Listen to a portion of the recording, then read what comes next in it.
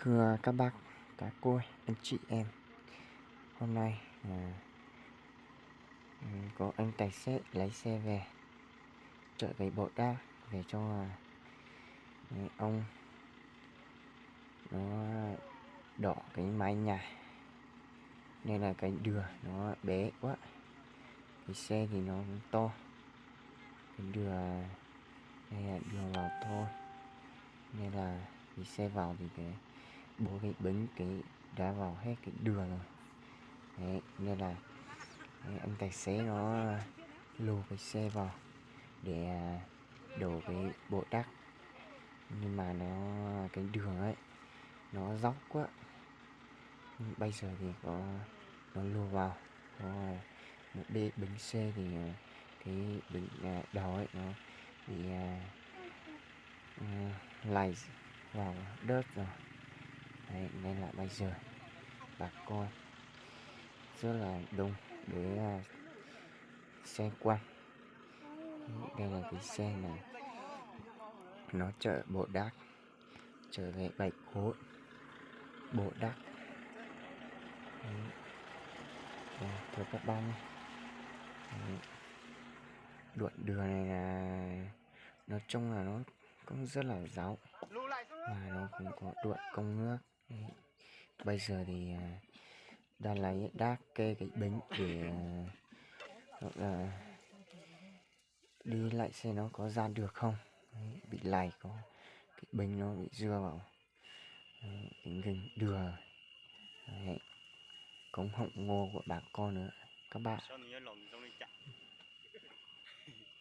Đấy, do cái xe nó chở nặng quá nên là nó lùa về thì cũng sợ đấy, vì đoạn đường này nhìn như này thì cũng không rõ mấy, nhưng mà thật sự nó rất là dốc các bạn. Đấy. Đây em đi xong quay ở trong này thì các bạn nhìn thì nói chung là lại trong ánh mắt thì nó cũng không là gió máy đâu, nhưng mà ở ngoài nữa thì nó đoạn đường này nó thật sự là nó rất là dốc các bạn. Đấy, bây giờ thì đã xé hết đá như này để tí nó lùa về thì nó có chỗ để dừng, sợ nó không có cái đá này kê thì nó lại mới lấy thì thôi các bạn. Em thì cũng về đây để giúp đỡ cho ông đã đứng ở đây nhé các bạn.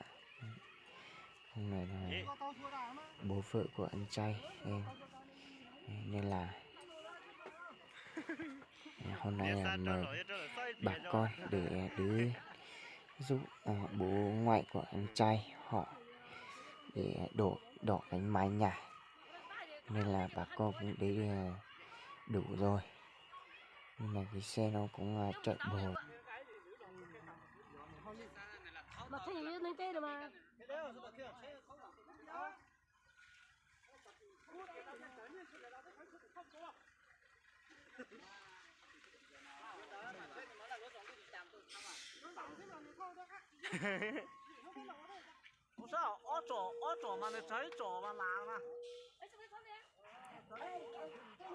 Đây là phải chờ đợi thôi, anh tài xế nó có lấy ra lại được không. Đấy.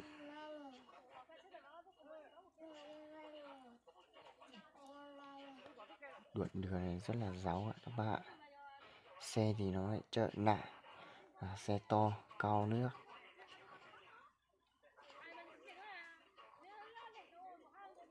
Còn ra muốn chơi này cái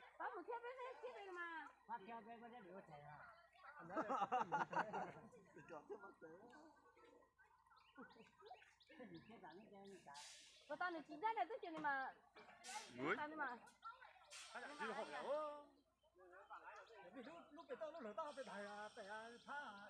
chân thủ kết rồi tao nhìn dư à nó thế này xe nó đạn đi mà thôi mà xe sao xe lỗ chỉ chịu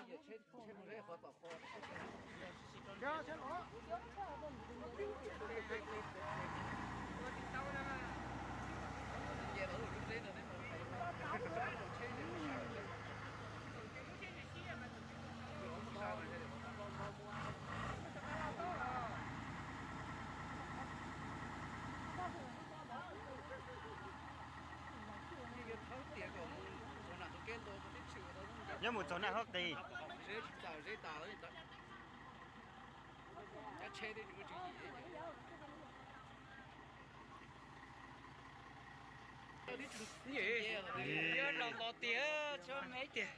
giờ này trốn chạy trốn chạy này Đấy các bạn, bây giờ thì mà nhận chơi phải nó sao mà trốn tàu đợi nó không biết bây giờ có là chơi nó sao sẽ con trốn đường tàu không? này với cái đường thì cũng vừa các bạn chạy lo đấy à trên nào có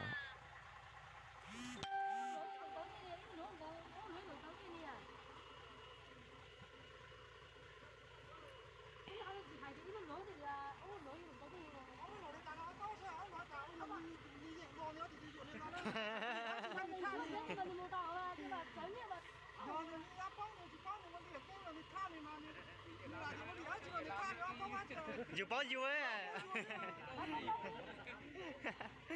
dù bao nhiêu thấy nhé không kỳ sao không biết có sát được không các bạn. tới chân Đấy. Nên là bây giờ thì cũng mong là anh có thể dạn được để lù lại để bố vợ của anh trai đưa bộ đá để đổ cái mái nhà. Đấy, sáng nay thì bảo là anh tài xế nó sẽ chở bộ đá vào, mà cũng đã tối hôm qua thì cũng đã gọi điện mời bà con và những người quên để rú cùng nhau trong tay rú đổ cái mái nhà. Nhưng mà bây giờ thì khách cũng đến đủ nhưng mà lại không là có bộ đá nó lại vào muộn ấy. Thì bây giờ thì họ cũng sạt tuần nơ rồi nhưng mà không may lại bị lại cái bánh vào trong này, không biết có ra được không. Bây giờ thì phải đợi tài xế nữa. Cái đường thì nó cũng vừa như thế này các bạn ạ. Bây giờ thì ta kệ đá nào phải có ra được không. Do chợ quá nạn nên là không biết.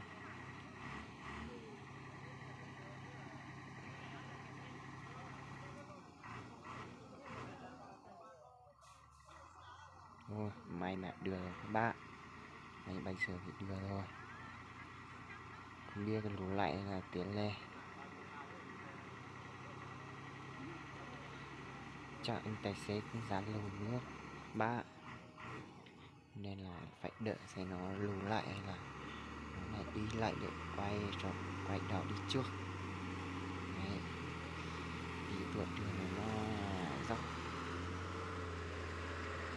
với lại cống cũng phải là dốc mà dốc thẳng, dốc cống các bạn. Đấy.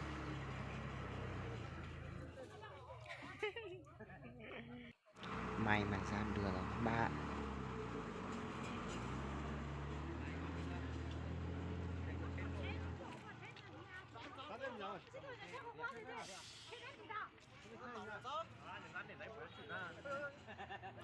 Đấy, bây giờ thì ra được rồi.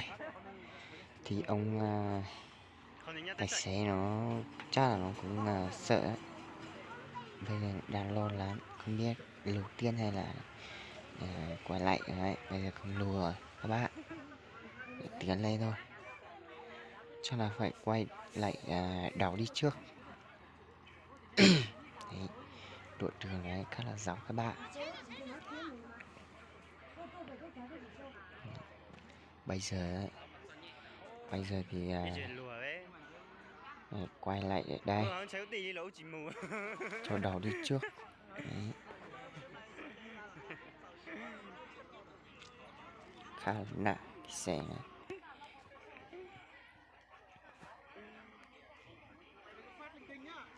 Không ơi.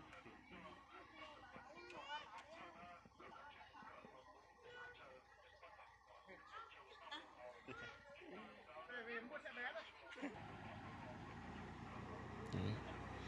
Nhưng ở đây là Đây là khách của bố vợ của anh trai đến để giúp nhau đổ cái mái nhà. Bây giờ thì anh e chỉ đợi anh tài xế chở bò vào thôi. Bộ đá đấy. Anh cũng sợ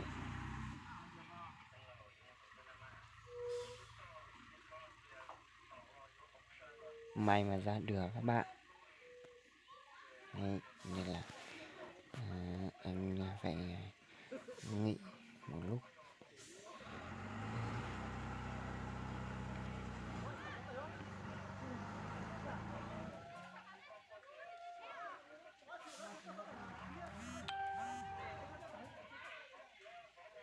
Cho xếp bờ ta đi.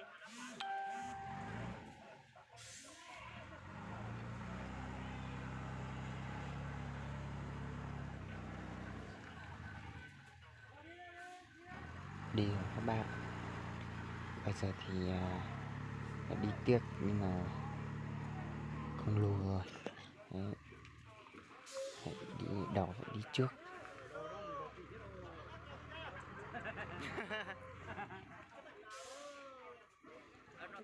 Phải chờ đợi xem có vào được không các bạn. Vì đoạn đường này nó không phải là to, đường vào thô thôi. Nên là cũng rất là hẹp,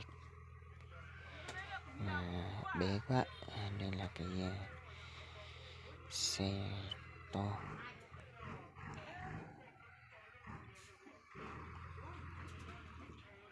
Phải đợi xem có vào được không các bạn.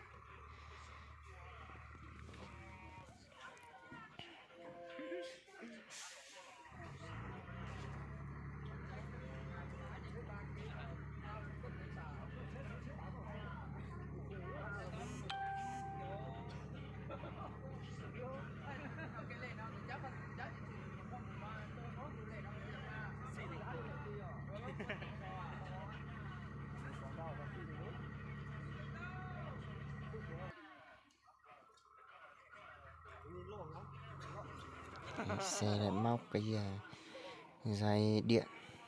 Má tụi thôi này ăn đi không là cá gì nè.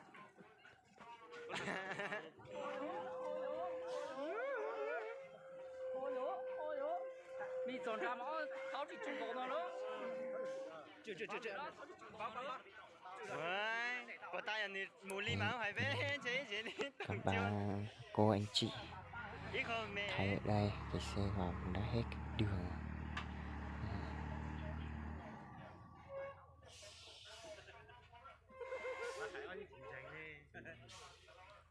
Từ xa để chứ giống gì.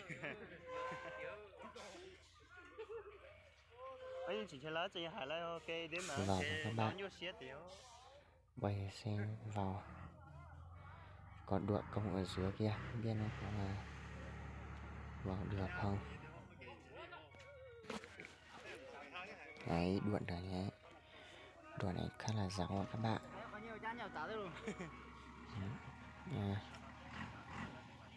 Vào được các bạn. Đấy.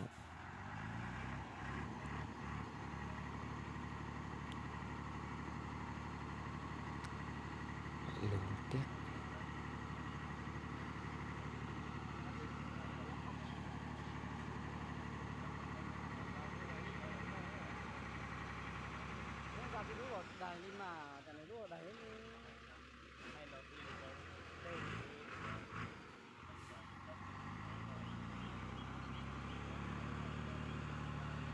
Đấy. Đường nó rất hay rồi.